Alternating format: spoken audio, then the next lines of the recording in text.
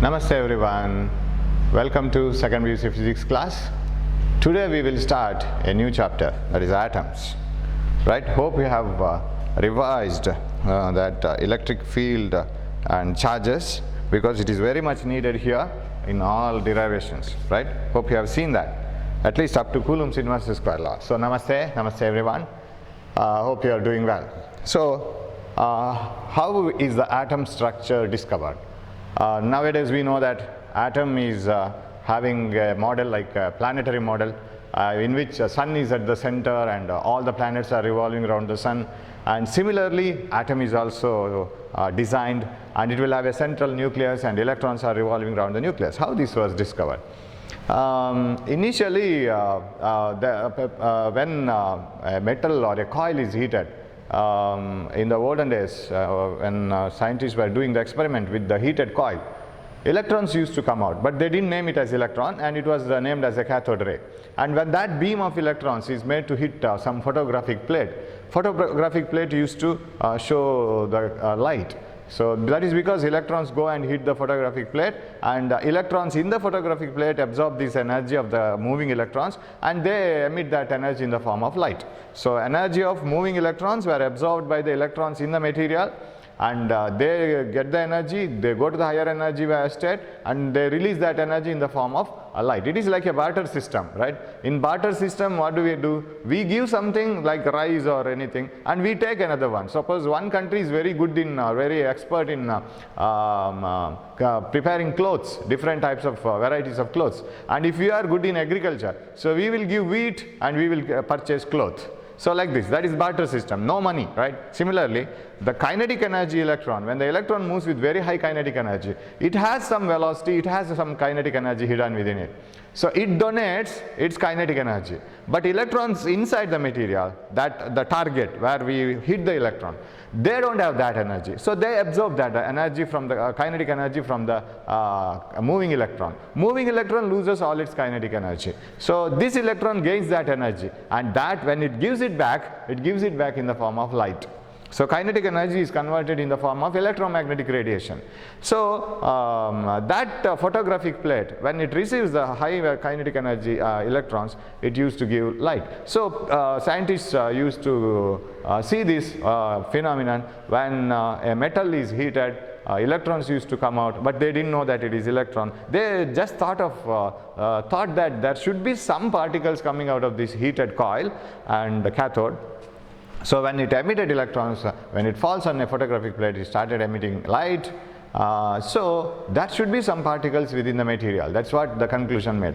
And later on, it was found that they are the electrons. So some particles must be within the, some basic particles, building blocks must be within any material. And it was J.J. Thomson who started giving a structure for the atom. Right, and from one side, some other inventions also went on, like there should be a smallest particle, and it can be named as particle, for example. And Indian scientists named it as Kanada, right? Kanada scientist named it as a Kana. It is the smallest particle available in a material, and you know that you studied it in kinetic theory of gases in the first year, right? So that gives that there should be a small particle and called Kana, and later on it was found that there are molecules inside all these particles, and then new discoveries came, and so the scientists said that even molecules are made up of some other smallest particles called atoms. Atoms together, they combine together to form the molecule. Molecules combine together to form the particle, crystal and all, and when particles combine together, we get the material. So in this way, you can have the smallest building blocks. But when it came to the question of atom, what does atom contain? That was the question. And J.J. Thomson gave an idea that there should be some particles inside it, and we name them as electrons. And he named electrons are the particles which have negative charge in a cathode ray. And when a beam of electrons come from, when a beam of particles come out of a heated cathode, he named it as a beam of electrons. Electrons are negatively charged, and he gave a structure for the atom. And one conclusion was common with all the scientists and all the people, that is, atom must be neutral, because there is no attraction between material and material. There is no repulsion between material and material. So all the materials are neutral, right? No attraction between duster and chalk, no repulsion between chalk and chalk, nothing. So there should be a neutral material inside, and J.J. Thomson was the first person who gave an idea for an atom. Of course, his idea was found to be wrong later on, and it was disproved by his own student Rutherford. So what did J.J. Thomson say? J.J. Thomson said that atom is neutral, okay, but it is made up of charged particles. They have basic property called charge. And the whole atom is like, he named it as plum pudding model. Plum pudding is a fruit, it is like a fruit. How do you see a fruit? For example, if you see some fruits, it contains many seeds inside, right? Some fruits have only one seed, some fruits have many seeds. So in plum pudding model, it is taken as a fruit and with so many seeds inside. So that was the idea of J.J. Thomson. But he didn't give any experimental proof to say it, but he just imagined that it is like a fruit. Fruit itself is positively charged. Fruit itself is positively charged. So for example, if you have a ball, solid ball, which is not hollow inside, say a spear, that spear itself is positively charged. But atom is neutral, sir. And there are electrons in the form of seeds, right, embedded here and there. And they are here and there located, very small electrons. And total charge of the electrons is equal to, so they are negatively charged, but total charge of the electrons is equal to the positive charge of the atom. That is a fruit. Suppose there are say 10 10 seeds, say 10 electrons. That is only a model. 10 electrons inside the fruit, 10 electrons inside the atom. Each electron is having a charge of, say, -2 coulomb, -2 coulomb, -2 coulomb, -2 coulomb. Like this, there are 10 electrons. So what is the total charge? -20 coulomb, right? Then the charge of the fruit itself is +20 coulomb. Like this. So fruit itself is positively charged. By the same amount, all the electrons collectively produce negative charge. What is the total charge within this system now? If you call this as an atom, the total charge is neutral, because -20 coulomb from 10 electrons totally makes -2 coulomb from each electron by 10 such electrons makes -20 coulombs, and +20 coulomb is the charge of the whole fruit. So totally it is zero, neutral. That was the idea given by J.J. Thomson. So this is called Thompson's model of the atom. Until that, nucleus word was not coined. Nobody used nucleus word, because the people had no idea of the structure of the atom, very similar to the structure of the solar system. And the first person to think about this was Rutherford and his students, his followers, assistants, Giger and Marsden. They did one experiment. They had a doubt that the distribution may not be like this. The fruit may not have any charge. Of course, the positive charge is not distributed like this. And there was a historic experiment and which disproved Thompson's model. And Rutherford was able to say that his teacher's model, Thompson's model itself is wrong, and it cannot be so. And he gave a new model called planetary model, which says that, nowadays we know it, it says that the whole positive charge is not distributed throughout like a fruit, and the electrons are not like seeds inside. Of course, he agrees that there are negatively charged particles called electrons, and that was given by Thomson, right? And there are electrons, but they are not distributed or stationary everywhere like the seeds in a fruit. He says the whole fruit, you squeeze the whole fruit into a small point one. The whole mass you take it, but don't distribute it throughout the fruit. You just squeeze the whole fruit into a small point mass and distribute the seeds here and there. That means the whole atom, in the whole atom, the total mass is concentrated at the central part called nucleus. The whole atom, the mass of the total atom, almost all the mass of the atom is concentrated at the central part called nucleus. Where are electrons then? Electrons are outside revolving around. Very similar to the solar system. You see, in the solar system, if you take the mass of planets, mass of all the asteroids, and mass of all the comets and everything in the solar system, in our solar system, put it in a weighing pan, right? Say there is a weighing balance, right? We will assume it. And all the planets, asteroids, and their satellites, everything, put it in a pan of a weighing balance. Put sun in the other pan. You will find that sun weighs much more than all these children planets, children satellites, and all the asteroids. Why it is? Because more than 90% of the mass of the solar system is the mass of the sun. Because sun has to, everything is revolving around the sun. And if everything is revolving around the sun, everything is controlled by the gravitational force. How should be sun? Suppose your sister, even you are a small kid, right? Even you are a small kid, and your brothers and sisters are also small kids and of different age, say 1 year difference, like that. All of you, your brother, your sister, and everybody, if you hold your father's hand, and if you try to go around like this, if your father is not moving from his position, means how heavy he should be, isn't it? You are all kids. You pull his hands, another one pulls his another hand, and another child comes and pulls his shirt, but he is steady, he is not moving, means he should be much heavier than all the kids. Otherwise, all the kids will push him and they will take him away. So the same thing happens in the case of solar system. Sun should be very heavy, and all the planets revolving around the sun should be, their total mass should be much lesser than the mass of the sun, so that the whole solar system should be balanced, right? You might have seen that hammer throw. In a hammer throw, we have a spear, and we have a chain for it, and that will be rotated around the person's athlete or the sports person, and you will be rotating it like this, and you will be throwing it away.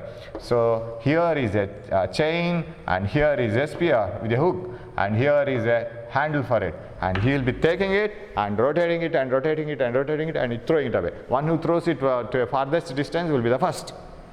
In that hammer throw, you look into the person who is participating in hammer throw competition. They will be well built, their body will be very heavy.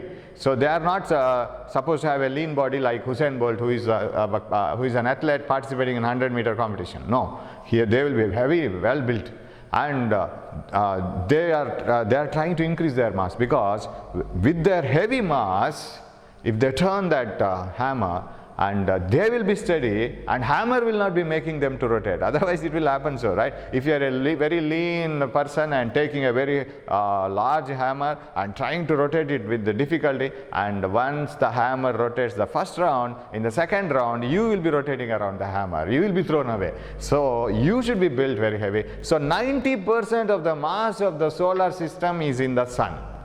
Remaining 10% is in the other parts of the solar system.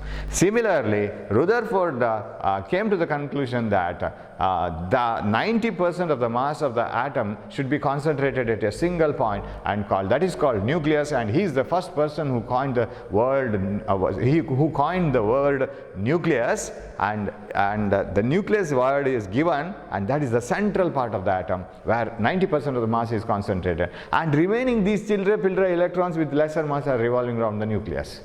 There are electrons, but they are not embedded here and there like seeds. They are rotating around the nucleus in the circular path. That is what Rutherford said. They are the circular paths. Where they can revolve around? Is there any rule that electrons must revolve around in a particular orbit? Rutherford said, no, not like that. Whenever electron gets some energy, it can go to the larger path. Whenever it gets lesser energy, it can go to the inner path. So it can be revolving around anywhere. As if you rotate a stone using a string. What should be the length of the string? You can take any length of the string and you can rotate it, no problem. But here it is not so actually, but later on Rutherford's model couldn't explain some of the things, but still it gave a very good foundation for the structure of an atom. Now, how could Rutherford come to the conclusion that there should be a central part, and you have to squeeze all the atom into a small part called nucleus, and then make the electrons revolve around the nucleus? Why this conclusion was made? And it is because of a very historic experiment, that is Rutherford's alpha particle scattering model, right? By then, when Rutherford had this idea, radioactivity was discovered. And when a material emits alpha, beta, gamma, when a material undergoes disintegration, that means deteriorating, its atomic number and mass number are decreasing with time. Once the radioactivity starts, of course, we will study that later. once the radioactivity starts in a material, it starts losing its basic particles, and its atomic number and mass number goes on changing. And such material, when it is taken and observed, it is found that some heavy particles are coming out of that radioactive material, and they named it as alpha particle. And such alpha particles were taken from the bismuth. Bismuth is a radioactive material. From the bismuth, radioactive materials are alpha particles are radioactive radiation, not radiation. Radioactive particles like alpha particles were taken, and they were made to hit on the target. And we will see the experiment. So the three persons worked under this experiment. One is main J.J. Thompson, not J.J. Thompson, Rutherford, his student, right? J.J. Thompson's student, Rutherford. And Rutherford's student is Chadwick, right? And they are the three people, one student of the other. So Rutherford,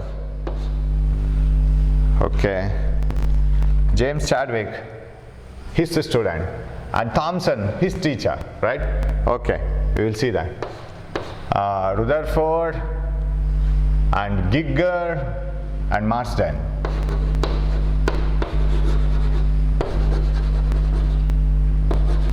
Three people. This, the credit of this experiment goes to these three people. And final conclusion was given by Rutherford after observing all the experimental facts. Now, what did they do? They took bismuth, right, as a source of radioactive material, because if you take bismuth, you will have plenty of alpha particles coming out of it. And these alpha particles, of course, they are highly energetic particles, and they are harmful to the, if you get exposed to alpha particles, it is little harmful. So, and these alpha particles and of course gamma radiations are very harmful. So, this radioactive material must be always taken within a blocking material like a lead block.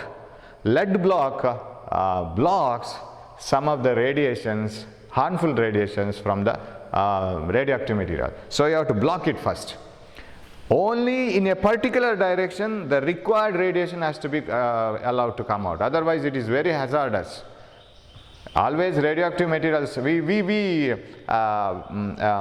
hate these nuclear weapons. Why?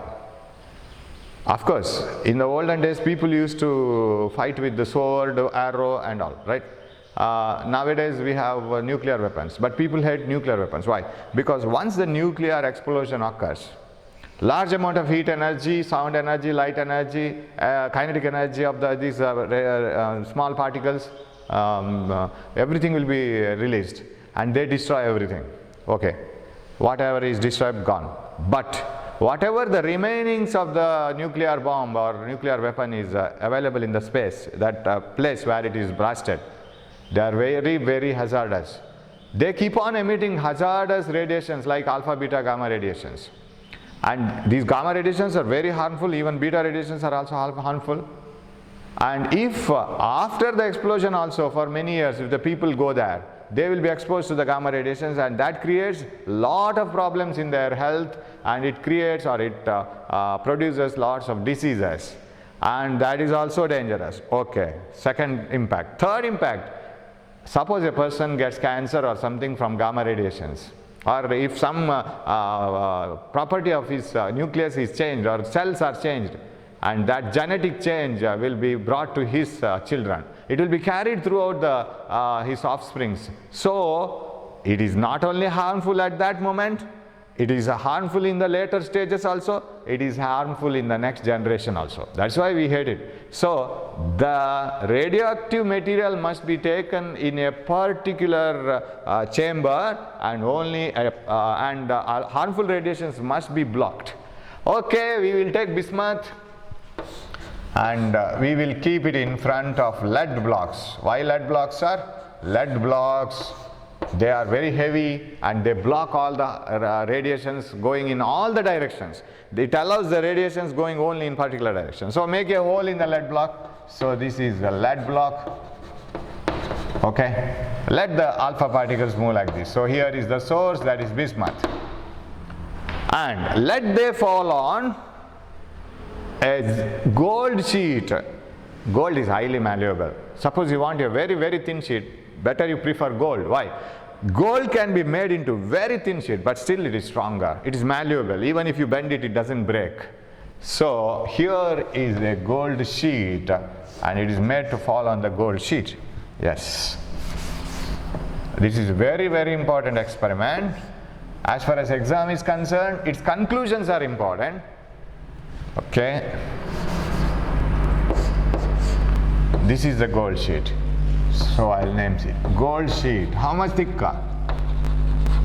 10 to the power minus 6 meter thick, say. Micrometer. Very, very thin, 1 micrometer thick. Okay, these alpha particles are made to fall on, and so only the alpha particles moving like this, gamma radiations are like this are blocked, right? Alpha particles moving like this, only through this hole of the lead blocks will pass through, and it is made to hit the gold foil. Still, it is not symmetrical, right? So I have to put it here. Yeah, this is gold sheet, which is 10 to the power minus 6 meter thick. Now, what happens to these alpha particles emitted from the bismuth once they hit the gold sheet? Some of the alpha particles passed through the gold sheet. Most of them passed through the gold sheet. Very few of them returned back. Right? They went to the gold sheet and returned back, and they were detected using a detector. Some of them just deflected by an angle. I will call it as scattering. Scattered by an angle and went away. Some of them scattered by more angle went away. Some returned back, some went straight. So they were detected. How many went straight, how many returned back, and how many went through an angle? These are all detected using a detector here. And there is a curved concave shaped detector or a receiver, and it is coated with zinc sulfide. Why it is zinc sulfide? Because these alpha particles moving, and again the same barter system, right? When the alpha particles move with high kinetic energy and they go and hit the zinc sulfide, the alpha particles lose their energy, and the zinc sulfide electrons absorb that energy. So exchange started. Alpha particles gave kinetic energy to the electrons, electrons received that kinetic energy, and they returned back that energy again in the form of light. So flashes of light are observed on this zinc sulfide coating, which is given here, right? So this is coated with zinc sulfide like this. Okay, zinc sulfide, and we choose zinc sulfide because we will get the energy in the form of light very easily. It is very quick, it will give the response very quickly. Okay, now there is a detector here. So a detector is made to move to see a microscope. Actually, detector means microscope, which observes the flashes of light formed on this zinc sulfide screen. So this is zinc sulfide screen, right? So the alpha particles moving straight, alpha particles moving like this, like this, like this, they were all observed by observing the light flash on this screen, right? And this is the detector microscope, which can see the flashes of light. So that is a beautiful experiment. Now, what observations they recorded in this experiment? They did this experiment, and alpha particles were made to move on the gold foil, and the detector is made to move throughout the screen, and the direct moving alpha particles moving here with the lesser angle, more angle like this.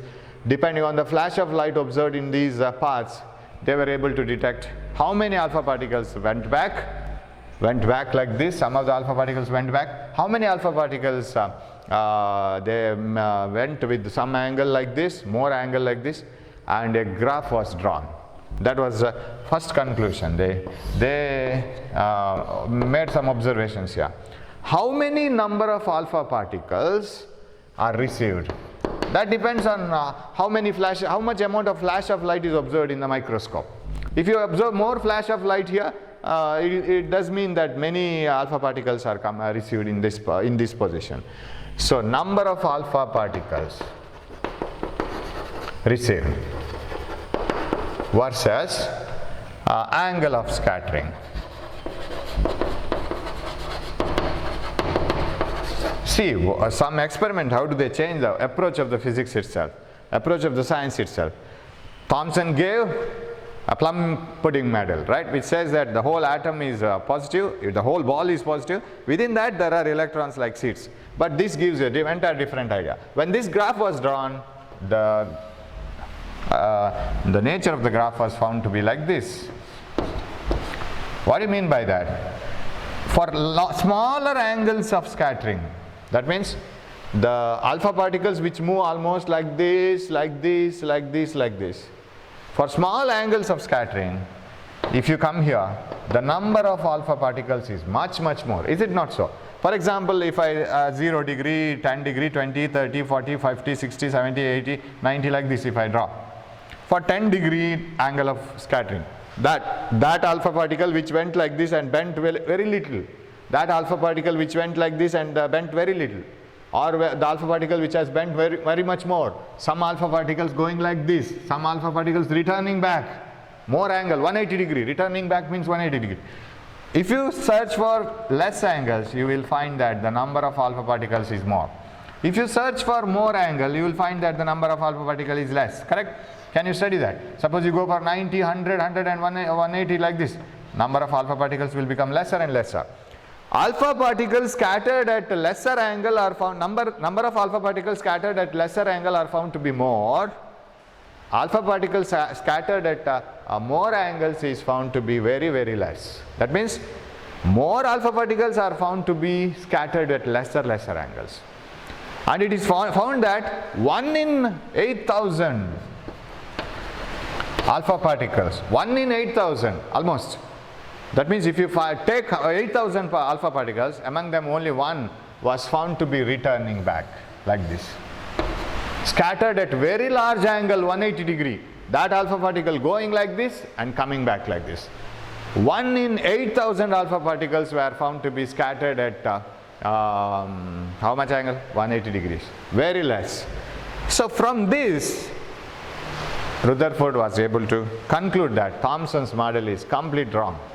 Why? I'll give an example. Imagine that you are put in a dark room, right? You can't see anything, right? And you can't go beyond a certain stage. It is like a classroom, say.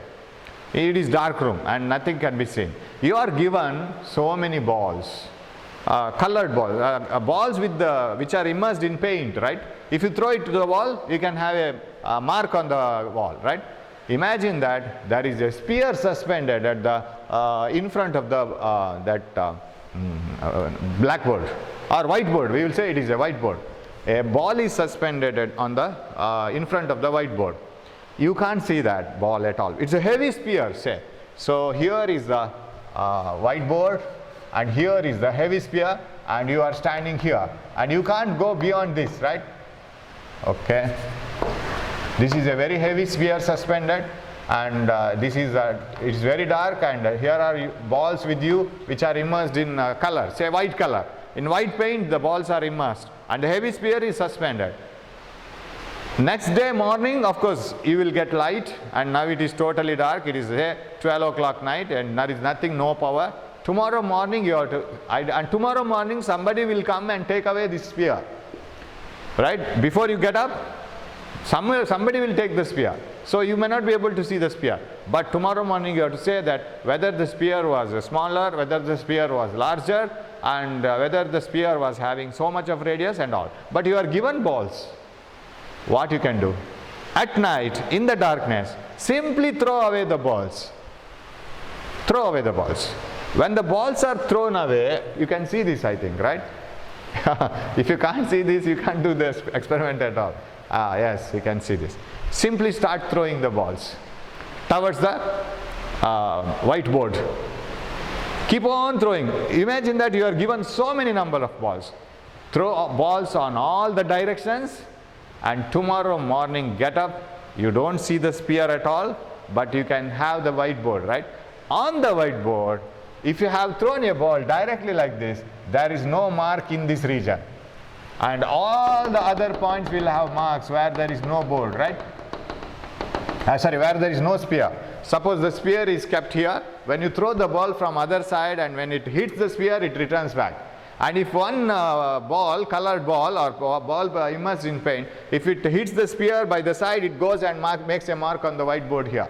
and all the balls which are thrown in the outside the region of the sphere, they make the mark on the whiteboard, and that part of the sphere in front of this will not have any mark. So you have numerous balls. In the night you have thrown all the balls towards the sphere, and next day morning you get up and see the whiteboard.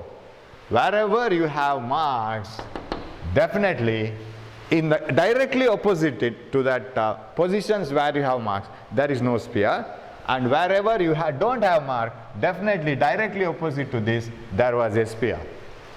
There was a sphere. So measure that area where there is no mark and measure the radius. You can find out. You can just by up to some extent, up to some approximation, up to some accuracy, you can find out the size of the ball.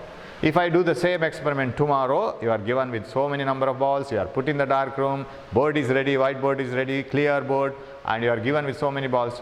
Again you throw the balls. Next day morning you find that large region in the board is clear without any mark of the thrown balls. That means that was the largest sphere. Similarly, we are in darkness. We don't know how the atom is, right? So Rutherford is totally in a darkness because he is not knowing how the atom is. Thomson says that it is like a fruit, but we don't have any clear idea. There is no mathematical, experimental proof. This is what is done by Rutherford. He simply started throwing alpha particles towards the atom. It is found that very few alpha particles return back. So particles scattered at the larger angles, their number is very less. What do you mean by that? Very simple. If an alpha particle is directly going towards the nucleus or atom, it should be returned back, right? That means if the size of the atom was larger, most of the alpha particles might have returned back, isn't it? Since very few alpha particles were returning back, it is not the atom is not so much larger. And he thought of it like this: atom may be larger because size of the atom was given in kinetic theory of gases. It was about 10 to the power minus 10 meters, 10 to the power minus 11 meters, like this.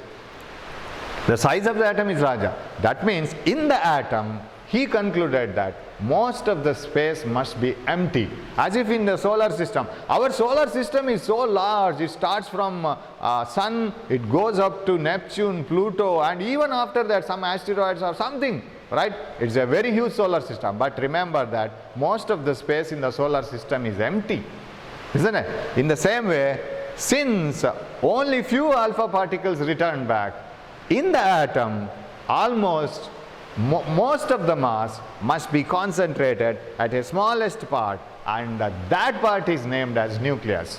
That is how he concluded. Since most of the alpha particles didn't return back, only very few alpha particles returned back. In a nucleus, even though the size of the nucleus is 10 to the power minus 10 meter, there should be a very, very small sized, the whole mass concentrated place, and he called that place as the nucleus. So that was the first conclusion made.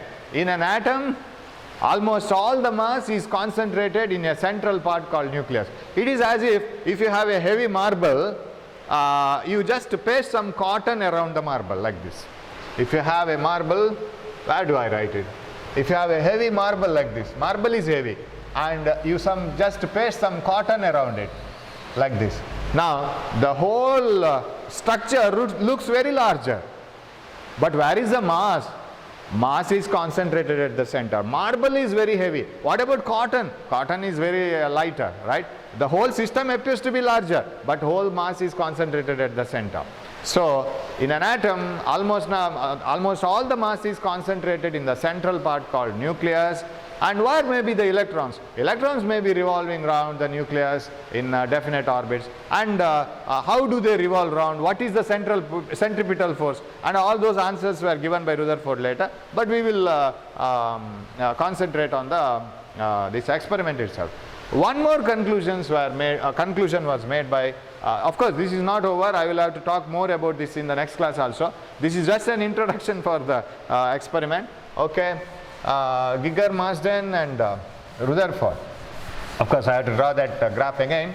Now they defined one term called impact parameter. What do you mean by impact parameter? Again another diagram was drawn where, of course, shall I rub this? Here is bismuth and this is alpha particle, okay, like this. Now, suppose this is the target nucleus here. So I will finish how the experiment was made. Conclusions we will do it in the next class. Now again another thing, why gold is chosen? One is gold gold can be made into any thin sheet and it is highly malleable. Malleable means the thinner you make, still it is stronger and it can be bent, it doesn't break. It doesn't break. Another thing is gold nucleus is heavy. Its mass number, atomic number is 79, right? 79. Gold is heavy. And whereas the hitting alpha particle, its atomic number is 2. Gold is 79. Now, when you, already I have told, you are the hammer thrower, right? You should be heavy. You shouldn't move. And hammer should not be there and you should be on the, or if the hammer is there only and you are in the certain distance, you will not be given the prize, right? So you should throw the hammer, you should be heavy. So in the same way, gold should be steady. It shouldn't move. Alpha particle is the experimental particle. We have to study alpha particle, how it is moving, right? So alpha particle must be lighter and gold is heavy. That is why gold is chosen. Gold atom is very strong and it is very heavy, so it doesn't move at all, and alpha particle is very lighter compared to that, so it gets scattered when it reaches a gold atom. Okay, now what is impact parameter? Suppose this is the target nucleus. Which is the target nucleus? Target nucleus is this gold, and here is alpha particle. The alpha particle, which is moving directly towards the gold like this, return back, correct? Because its initial velocity is in this direction. Suppose there is another alpha particle, as soon as I take the class, it starts raining. It becomes very, very dark. I need to switch on some other, it is a common procedure. So I think if somebody wants rain, I have to start the class. Okay, right, I'll try to finish it now.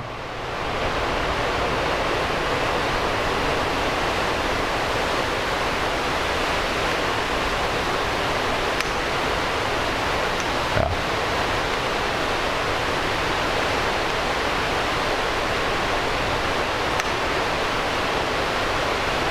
Okay. I'll use both the lights, right? Yeah. So, where we are? Suppose we are incidenting, we are making many alpha particles to move on to the target. It is not a single alpha particle. When many alpha particles were made to hit on this, some of the alpha particles may be going directly into it, and some of the alpha particles may be going like this. What will happen to this alpha particle? It moved like this. Right? It was repelled by this target nucleus somewhat like this. What about another alpha particle which is moving a little bit far away? It went like this and it experienced less bending because it is far away from the target nucleus, right? And the balls which you throw, which hit the side of the sphere, they deviate like this. The ball which hits to the center of the sphere returns back. And the ball which doesn't touch the sphere goes straight, right? If another alpha particle is chosen far away, it almost went straight without any bending at all. So most of the alpha particles went straight without any scattering because they didn't get any force from the target atom at all. They are very far away from the target atom. If they are very far away from the target atom, means that target atom should be very small, right? Its nucleus should be very small. If that was a larger one, if a whole positive charge was distributed in the atom itself, according to J.J. Thompson, then what would have happened? Every alpha particle must have, many alpha particles must have experienced force. Here only very few alpha particles returned back. Some of the alpha particles went through large angles and some of the alpha particles went through smaller angles. Some of them didn't deviate at all. And this angle, you see, theta, here theta is 0. Here theta is 180 degree. They define a word called impact parameter. What do you mean by impact parameter? See the original direction of velocity of the alpha particle and find out the perpendicular distance from the original velocity vector to the target nucleus. Original velocity vector is this one, right? This is the original velocity direction. Of course, then later on it changed, and this is impact parameter. I call it as B. Impact parameter B is the perpendicular distance between, impact parameter B is the perpendicular distance between the initial velocity vector and the target nucleus. Not this distance, not the distance from here to here. Initial velocity vector is directed like this. Its perpendicular distance towards the target nucleus or target atom. That is called impact parameter. Now, for this one, impact parameter is 0. Isn't it? Because that alpha particle is along the direction of the target nucleus. So if you try to get the perpendicular distance of the velocity vector and the target nucleus, you get answer 0. There is no perpendicular distance at all because the velocity vector itself is along the target nucleus. So if the impact parameter is 0, deflection is very high, 180 degree.